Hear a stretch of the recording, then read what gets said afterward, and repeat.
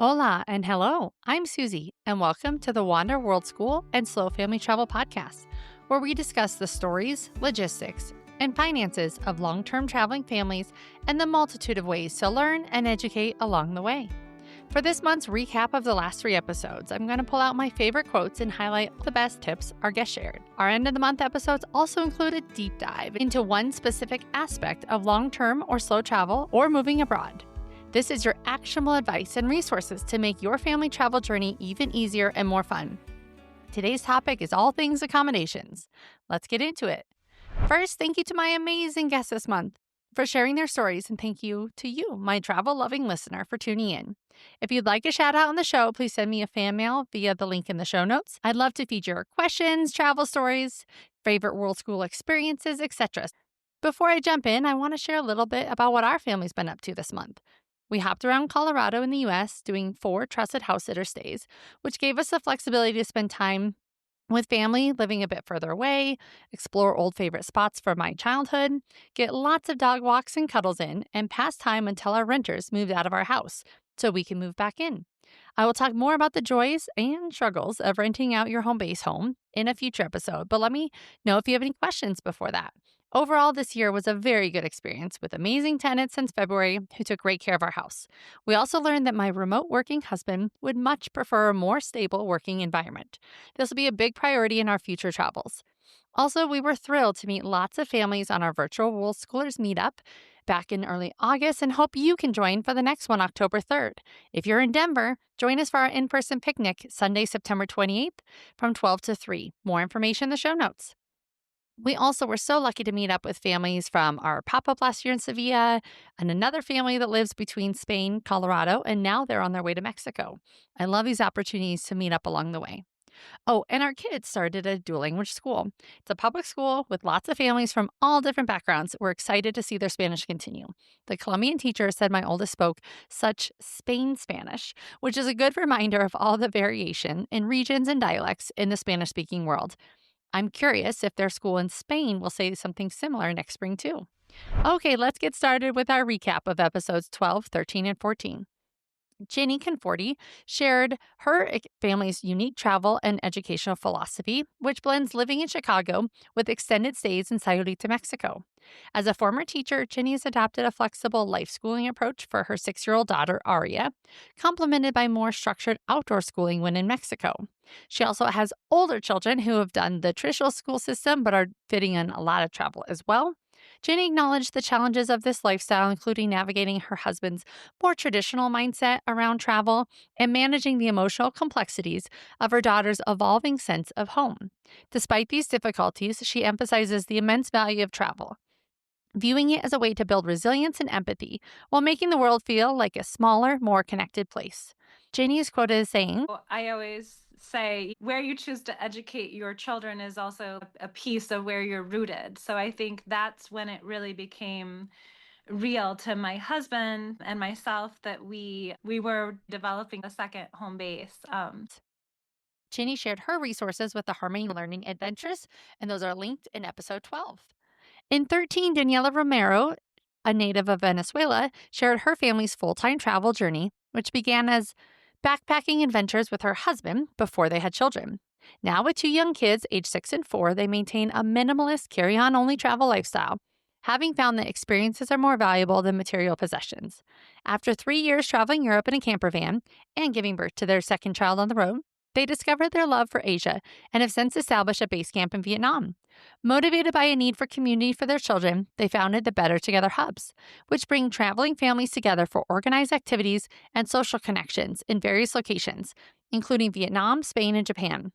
She also shared how she and her husband fund their travels by teaching Spanish online, and they found that embracing a flexible lifestyle and using resources like house sitting and couchsurfing has allowed them to continue their adventures while raising their children. Check out her episode for all those links around accommodations, which we will get more into in today's deep dive as well. Our previous episode was with Rachel Carlson. Rachel and her family have been traveling full-time for over 7 years. They initially began unschooling, allowing their children to learn directly from their experiences in the world, from fishing with locals to exploring historical ruins. When the initial years were challenging due to the lack of community, Rachel decided to create the World School Pop Up Hub, a platform that connects traveling families. The hubs have been a huge success, providing community for their children and creating lasting friendships, which we've been a part of, and I've very, very much appreciated. The family's journey focuses on the benefits of intentional living. I think this is one of the most beautiful things about world schooling is you have time for the conversations. You can do the deep dive and ask your kids what is working for you? What is it you're missing? What do we need to fix? What is okay right now, but we could fix it in the future? And you brainstorm together and you support each other. And they have found a way to make full time travel both financially sustainable and personally fulfilling. Their story also highlights how teen and young adult children have developed valuable life skills, confidence, and a unique perspective on life, preparing them for their own future adventures. So, especially if you have teens and tweens, this is a great episode to go listen to. So if you have not listened to those episodes yet, please go back and give a listen to Ginny, Daniela, and Rachel's stories. Now for our deep dive, all on accommodations. Taking your family on a long-term trip, especially if you're world schooling, is an incredible adventure. But how do you make it financially possible and still have a great time? This month, we're diving into smart ways to find affordable places to stay and make your travel dollars or euros or whatever currency you're using go further. First up, slow down to save big. A lot of the magic of long term family travel comes from slow travel. This means spending more time in fewer places. Why? Well, it's a huge money saver. Rachel talked a lot about that in her episode. Renting a place for a month on a site like Airbnb or other short term accommodation websites can give you a discount of up to 40% compared to booking by the week. By staying put longer, you also cut down on expensive flights or train tickets between cities. This lets you and your family really get to know a place, the local people, the culture, the hidden gems. It's not just a vacation, it's a way of life that enriches your experience and your wallet. We were renting a furnished place for months at a time in Sevilla for about the same as what a 2-week stay would cost. Now that we have a year-long rental there, it's even less. We're about 1,400 euros a month. It gives us an affordable place in Europe to explore other parts of Spain and Europe. We do have to get renters for when we are gone, and we so far have had great luck with an awesome family staying there this summer, students renting from us this fall, and another family interested in it around the holidays. But it will save us a lot next year when we return to Spain to have a long-term low rental expense. And we can use it to house swap, which we'll discuss today too. Let's back up though. Before you even pack your first suitcase, you need a solid financial plan. This is a money coaching service I provide if you feel you need someone to talk to get your travel plan in place. Many families pay for their travels by working remotely, freelancing, or running an online business. And on the road, it's important to stay on top of your spending. You can use a budgeting app to track every expense. This helps you adjust your budget as you move from, let's say, a more inexpensive country to a more expensive one. Also, use multi currency accounts and travel credit cards that have low fees and good exchange rates. And with those travel credit cards, you can often earn points for flights and hotels, especially if you have a US Social Security number. This can make travel much more affordable. We always use points to get our flights to and from Europe. Just make sure you pay off the balance every month to avoid interest. Okay, let's talk about smarter ways to plan your stays. Hotels are always an option, and we have found some really amazing family fun hotels in small towns, as well as we like to use our points for things like Hyatt stays when we can. But overall, they're very expensive and not conducive to family travel or slow travel. We will use them for shorter stays or when connecting longer stays, and we also do look for apart hotels, which sometimes will at least have a one-bedroom option that is not very expensive. But here are some tried and true alternatives that give you more space, privacy, and savings. There are midterm and longer term rentals that can be found on sites like Airbnb, Booking.com, and VRBO. They offer great discounts for longer stays, especially for trips that are 28 days or more. Renting an entire apartment or house means you get a kitchen to cook your own meals, a washer or dryer. These can be a lifesaver for families. For even better deals, check out local real estate websites or Facebook marketplace groups. You might find more affordable rentals that aren't on the big booking sites. Some families shared how they would only rent a place for a few days, then walk around and look for a for rent sign, as those usually are more local prices. With these type of rentals, sustainability is important. There are many places where short-term rentals have caused problems, like Barcelona and other big cities especially. Make sure you're understanding the rental laws of the places you're going. Or even better yet, opt to stay in lesser-known locales so your support for the local economy is even more welcomed. And like Rachel shared in episode 14, you will have the best selection and prices if you plan further out for longer stays. Does RV life sound like a way to go for your family? Living in an RV is the ultimate way to see the world with your home in tow. You'll have the freedom to go anywhere, from national parks to beaches. You'll always have a familiar place to sleep, and you get to carry everything with you, which can be helpful if you are doing more of a traditional curriculum or you just having a lot of things for the kids. It can be a great way to bond as a family and potentially save money by not paying a mortgage or regular utility bills. Bjorn from episode 3 is currently on his long term RV travels in Canada, and he detailed their first RV adventure in his episode as well. But it's not all sunshine and open roads. The freedom of RV life comes with some challenges. Fuel and maintenance can be surprisingly expensive. The space can be small, which can be tough on a family, and privacy is pretty much non existent. You'll also spend a lot of time and money on laundry, and it can be hard to find a good place to park or reliable internet connection. If you're thinking about RV living, be prepared for a different kind of stress. You're trading one set of responsibilities for another, and it can take a lot of flexibility and patience. However, it can be really freeing and definitely a way to get into more nature sites. Let's take our accommodation discussion to the next level.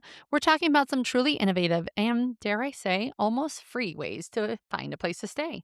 These aren't your typical hotel bookings, they're all about sharing and community. First up, Couchsurfing. Now, you might think that Couchsurfing is just for solo backpackers, which is when I last used the site, but it can work for families too. It connects you with locals who let you crash on their couch or have a spare room. It's the ultimate way to get to know a place from an insider's perspective. Of course, with kids, you have to be extra careful. Make sure you read the reviews, look for other families who have stayed with them, and trust your gut. And always have a backup plan just in case. The good news is some hosts love having kids around, and it's a great way for your kids to meet new friends too. Now on to pet and house sitting. Moira raved about this in episode 5, and our family did a fair share of it this summer as well. This is a fantastic option if you love animals, especially. Thankfully, my kids are really into playing with pets right now. But since they don't really want to do most of the cleanup of pets, I can remind them that this is why we are not opting for pets in our own life quite yet. Because it's a lot of work. Platforms like Trusted House Sitters and Mind My House connect you with homeowners who need someone to look after their pets in their home while they're away. The best part, you get to stay for free. For families, this is a win-win. You get a whole house with a kitchen and a yard, which is way more comfortable than a hotel. It feels like home because it is. The only catch is you have to be ready to put the pets first. Your travel plans have to fit around their needs, and some sits are more demanding than others. There's also usually an annual membership fee, but it's a small price to pay for free accommodations all year. Use my discount code in the show notes for 25% off, and if you have Rakuten, you also can get up to $20 off. My other favorite is home swapping. Ever thought about swapping homes with another family? Platforms like Home Exchange and People Like Us make this a reality. People Like Us even has a world schooling group. There's over 300 families in there that are part of that specific group, so you can swap specifically with another world schooling family. You let this family stay in your home while you stay in theirs. It's a huge money saver because your accommodation is essentially free, just the cost of whatever you'd already be paying at your house. This is a great option for families because you get all the comforts of a real home, often toys, kitchen, and a backyard. There are different ways to do it too. You can swap at the same time, or you can use a point system like with Home Exchange, and that allows you to stay in someone's home even when they're not staying in theirs. Just like with anything, you have to be comfortable letting strangers into your home, and it can take some time to find the perfect match. We recommend locking up valuables and keeping things hidden that you would not want people to touch. But I find that because there's this level of trust and background checks as part of the site, you're really only going to meet amazing families and people. Another option I haven't utilized yet is working for your stay through a work exchange. This is a totally different way to travel, and it's all about trading a few hours of work a day for a place to stay and sometimes even meals. Think of platforms like Workaway or Woof. The jobs can be anything from working on a farm to helping at a hostel or doing childcare. We went to a buffalo farm and wolf rescue in Canada a few years back, and they both had work exchange travelers staying with them, which was really cool to see. Work exchange is becoming more and more family friendly. A huge benefit is that you get to live with locals, learn new skills, and make a real impact on a community. It's perfect for world schooling because of the learning opportunities, but you do have to be prepared to work. The usual is about 4 to 5 hours a day, 5 days a week. It can be a challenge to balance that with watching your kids, and just like with anything, you have to do your research.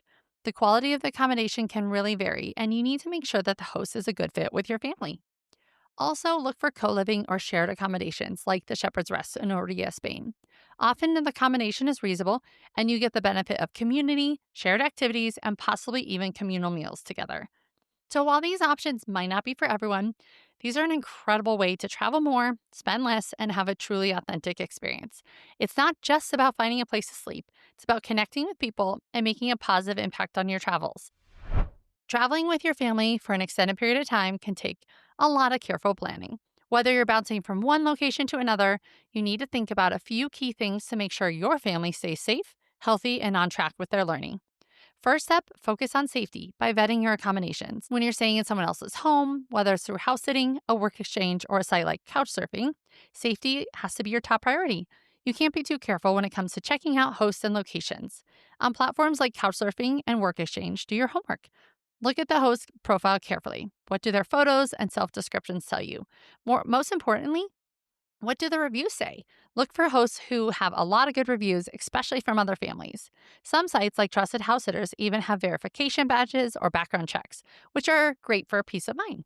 Don't be afraid to reach out to potential hosts directly. A video call can tell you a lot about a person and if they'll be a good fit for your family. We always do a Zoom chat with the house sit family beforehand to get a feel for them and their house. This is your chance to talk about expectations, house rules, and any special needs your family might have. Being on the same page from the start prevents misunderstandings later. When you first arrive, try to get there during the day. Do a quick safety check of the place, note where the emergency exits are, and make sure there are not any hidden cameras or other surprises. It's also a great idea to share your travel plans and host contact information with a trusted friend or family member back home. Most importantly, always trust your gut. If something feels off, be ready to leave. Have a backup plan ready, like a nearby hotel, just in case. Visas are an important part of long term travel, too, especially if you're planning on doing a work exchange. This type of visa you need depends on the country, how long you're staying, and if you're working, even if it's unpaid. Some countries might still consider it work and require you to get a work visa instead of a tourist visa. This is a critical point that requires careful investigation for each country. Don't assume that just because you're getting free accommodation, you can skip the visa requirements. And since we cover all things world schooling on this show, I must include that aspect into your lodging considerations. You'll probably want reliable internet and devices for any online programs the family is using. Looking for accommodations with enough personal or workspace for each family member is important, especially if staying long term. Is there a space for the kids to study, read, have downtime, etc.?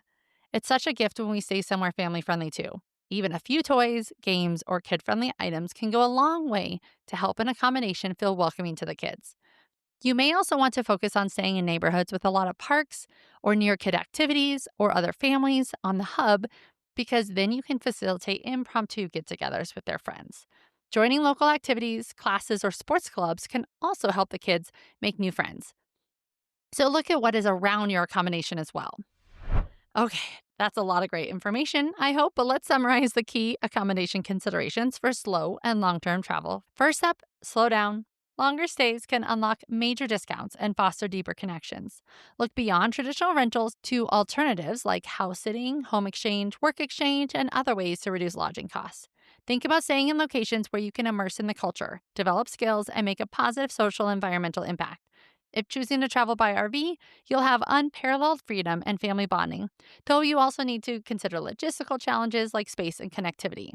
And through all of this, we'll also eventually talk about renting out your own home if you are keeping your home in your home base, and how that can also play a role in helping you choose where to stay on your travels. Our last segment about this topic today will be how to be a good house and pet sitter. Since we just finished up a bunch of these, this is top of my mind. If you choose this method of travel, there will be some things to consider to ensure families pick you for sits. You'll have a good time and that you get good reviews to unlock future sit opportunities.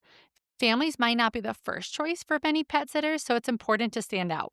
We did experience this where some of the short notice ones that I was applying for, we were not elected. Whereas the ones that had families or I booked further out and I could do a Zoom call with, they were much more interested in our family. Before the sit, it's all about building trust. Do your homework on the listing. Make sure you are searching specifically for family-friendly sits. Trusted House Sitters has a tab for this. And there's been many times where I've started a search and there's so many options, and then I make it family-friendly and there's fewer. If you read that the sit opportunity is a household with kids, you're probably more likely to get picked, as the pets do like being around kids already. Also, read the responsibilities to make sure it's a fit for what you can provide. And especially if you have little kids, you do want to make sure that the pets that are in the house are going to be safe around your kids so that you feel comfortable being around these pets too. Next up, create a great profile. Include photos of you with pets. Make sure your bio focuses on why you love house and pet sitting and the advantages you may provide over other sits that are single people or couples. For example, as a family, there are more of us to walk and play with the pets. And with one person working from home, the pets are going to have a lot of humans keeping an eye on them, more than like a single person who may want to explore the area more. Make sure you highlight any past experience you have with pet sits and taking care of homes. Then communicate, communicate, communicate. Offer a video call. And on those calls, make sure you highlight your enthusiasm for taking care of their pets, not just exploring the local area, though that might be part of why you are choosing to stay at their house. Ask about the pet routines, any special needs, house rules, and what is expected of you. Bring up any needs that your family may have, such as if you need a crib or a safe area for the kids to play.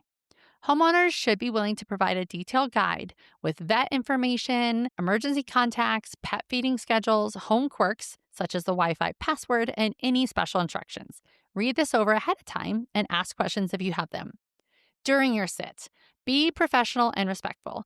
Avoid the homeowner's personal belongings and make sure you clean up after yourself.